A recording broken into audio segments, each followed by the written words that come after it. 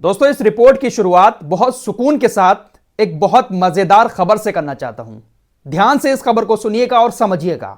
इसके बाद दूसरी जो खबर है उसमें मैं इजराइल और अमेरिका जैसे देशों की बिकाऊ मीडिया का झूठा प्रोपेगेंडा आपको दिखाने की कोशिश करूंगा। अमेरिका और इजराइल जैसे देश अपनी मीडिया के दम पर ही दुनिया भर में अपने आप को सुपर पावर कहलवाते हैं। इन खबरों के अलावा कुछ और भी खबरें हैं। सुकून के साथ आपको सारी खबरें बताने की कोशिश करूंगा। हमास की बात कर लेते हैं। 3 महीने से ज्यादा का युद्ध हो चुका है, लेकिन हमास अभी भी इजराइल का डटकर सामना कर रहा है। हमास अभी भी इजरायली सैनिकों को मार रहा है, इजराइल के ऊपर रॉकेट भी दाग देता है। बहुत सारी ऐसी खबरें चल रही हैं कि हमास चाइना के हथियारों का इस्तेमाल कर रहा है। कभी रिपोर्ट आती है कि हमास उत्तर कोरिया के हथियारों का इस्तेमाल कर रहा है। कभी खबर आती है कि हमास को तो पूरा समर्थन ईरान का है, सारे हथियार हमास ईरान के इस्तेमाल कर रहा है। लेकिन दोस्तों, एक रिपोर्ट आई है और ये रिपोर्ट कोई मेरी नहीं है, बल्कि तमाम दुनिया भर की मीडिया ने इस रिपोर्ट को कंफर्म किया है। हमास गाजा के अंदर इजराइल की सेना के ऊपर जिन हथियारों से हमला कर रहा है उसमें से ज्यादातर हथियार खुद इजराइल के ही हैं। जी हां, यह बात बिल्कुल सही है। कैसे इजराइल के हथियारों का हमास इस्तेमाल कर रहा है, बहुत डिटेल के साथ सारी चीजें आपको बताने की कोशिश करूंगा। दोस्तों, जब कोई जंग चल रही होती है तो उस जंग में बहुत सारे लोग अलग अलग चीजों पर रिसर्च करते हैं। कोई किसी मैटर पर रिसर्च करता है तो कोई किसी मैटर पर। हमास के हथियारों को लेकर भी बहुत सारे लोग हैं जो रिसर्च कर रहे हैं कि हमास कौन कौन से हथियारों का और कहां कहां के हथियारों का इस्तेमाल कर रहा है। तो ऐसे ही कुछ इजराइल के और कुछ यूरोप के खुफिया अधिकारियों ने इजराइल के एक एक्स पुलिस ऑफिसर के साथ मिलकर बहुत सारी रिसर्च की। इन लोगों ने बहुत सारे सबूतों को इकट्ठा किया और उसके बाद एक रिपोर्ट तैयार की। इन लोगों ने अपनी खुफिया रिपोर्ट में जानकारी दी कि हमास इजराइल की सेना के ऊपर जिन हथियारों का इस्तेमाल कर रहा है, चाहे वो गोला बारूद हुआ या रॉकेट हुआ या बम हुआ, उनमें से ज्यादातर गोला बारूद रॉकेट बम इजराइल के खुद के अपने हैं। दरअसल इजराइल डिफेंस फोर्सेस गाजा के ऊपर जब हमले करती है, गोला बारूद बरसाती है, तो उसमें से 15% गोला बारूद ऐसा होता है जो विस्फोट नहीं होता है। इजराइल की सेना गाजा में एक साथ बहुत सारे गोला बारूद फेंकती है, जिसमें से 15% गोला बारूद ऐसे होते हैं जो फूटते नहीं हैं, और इन्हीं 15% हथियारों को हमास के लोग उठाकर ले जाते हैं। इसके अलावा इजराइल गाजा के अंदर जो गोला बारूद गिराता है, उसका जो कचरा वहां पर मौजूद होता है, उस कचरे को भी हमास के लोग इकट्ठा करते हैं और उसको फिर से सही करके तकरीबन 2000 पाउंड के हथियार अब तक हमास के लोग तैयार कर चुके हैं। बहुत सारे गोला बारूद ऐसे होते हैं कि जब वो फटते हैं तो अंदर का माल निकल जाता है, ऊपर ऊपर का खोखला रह जाता है। तो उन्हीं चीजों का इस्तेमाल करके हमास ने 2000 पाउंड के हथियार तैयार किए हैं और उन्हीं हथियारों का इस्तेमाल इजराइल की सेना के ऊपर कर रहा है। दोस्तों, ये जंग तो 7 अक्टूबर से शुरू हुई है, लेकिन इजरायली सेना सालों साल से गाजा के ऊपर हमले करती चली आई है। तो वो सारी चीजों को हमास इकट्ठा कर रहा था। इसके अलावा जो सिनाई रेगिस्तान है, वहां पर भी इजराइल की सेना टेंट बनाकर रहती है। इजरायली सेना के कैंप वहां पर मौजूद हैं। तो हमास वहां पर हमले करता है। हमास की तरफ से वहां पर धमाके किए जाते हैं, जिसकी वजह से इजरायली सेना उस एरिया को छोड़कर भागती है। जैसे ही इजरायली सेना उस एरिया को छोड़कर भागती है, हमास के लोग फौरन वहां पर जाकर उन हथियारों की चोरी कर लेते हैं। इजरायली सेना वहां से भाग जाती है, हमास के लोग हथियारों को चुराकर अपने यहां पर ले आते हैं। यह सारी जानकारी यूरोप और इजराइल के खुफिया अधिकारियों ने इकट्ठी की है।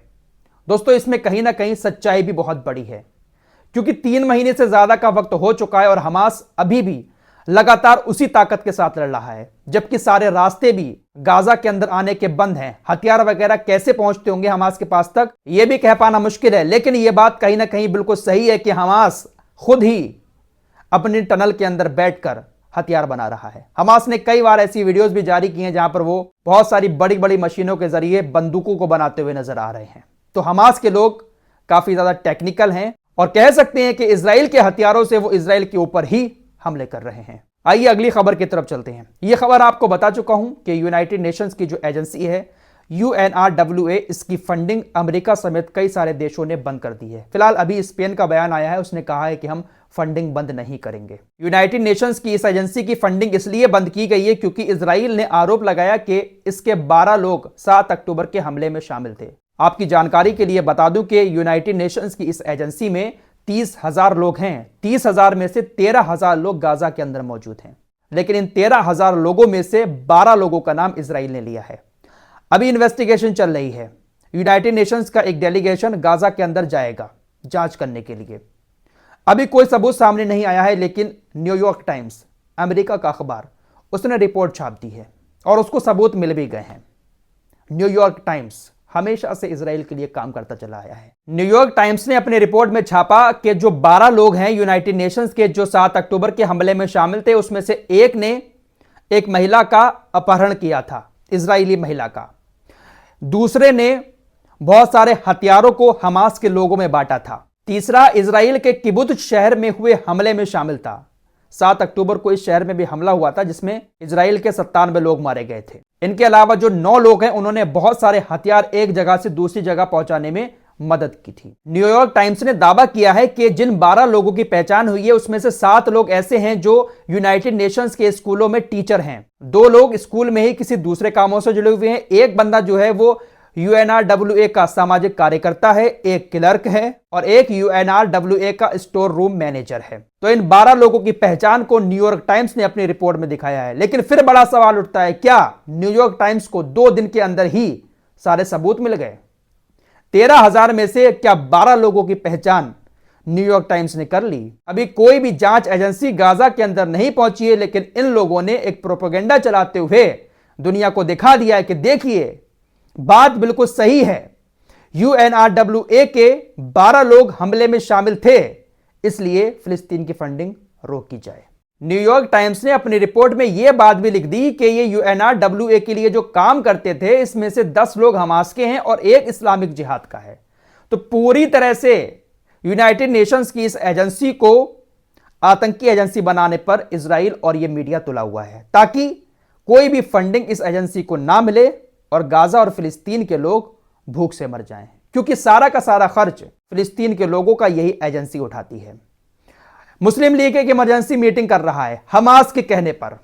मुस्लिम लीग वैसे तो जागता नहीं है, लेकिन जब हमास थोड़ा सा भड़कता है, तब अरब लीग हुआ या मुस्लिम लीग हुआ या OIC हुआ, एक आध स्टेटमेंट की तरफ से आ जाता है। इमरजेंसी मीटिंग होने वाली है और इस मीटिंग में इजराइल के ऊपर दबाव डाला जाएगा कि इंटरनेशनल कोर्ट ऑफ जस्टिस ने जो नियम और कानून लागू किए हैं, उन नियम और कानूनों को जल्द से जल्द इजराइल फॉलो करे।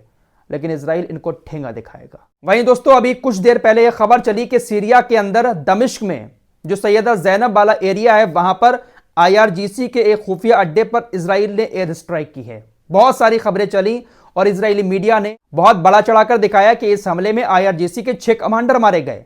ईरान को बहुत बड़ा नुकसान हुआ है, लेकिन ईरान के जो राजदूत इराक के अंदर मौजूद हैं, उन्होंने कहा कि नहीं, ऐसा कुछ नहीं हुआ है, किसी तरह का कोई भी हमला नहीं हुआ है, ये सिर्फ अफवाहें उड़ाई जा रही हैं इजरायली मीडिया की तरफ से। तो इस तरह का एक बहुत हाई लेवल का प्रोपेगेंडा इजराइल और अमेरिका की मीडिया चलाती है। इस जंग के शुरू होने से पहले हमें आप सबको ऐसा लगता होगा कि शायद ये बहुत सुपर पावर देश हैं, लेकिन इस जंग में 3 महीने में ही इन सारे देशों की हकीकत सामने आ चुकी है। कौन कैसा है, सारी चीजें आप लोगों के सामने आ चुकी हैं। हमने भी इस टॉपिक पर अपनी नजर गड़ाए रखी और गोदी मीडिया से हटकर जो हकीकत है वो आपको दिखाई।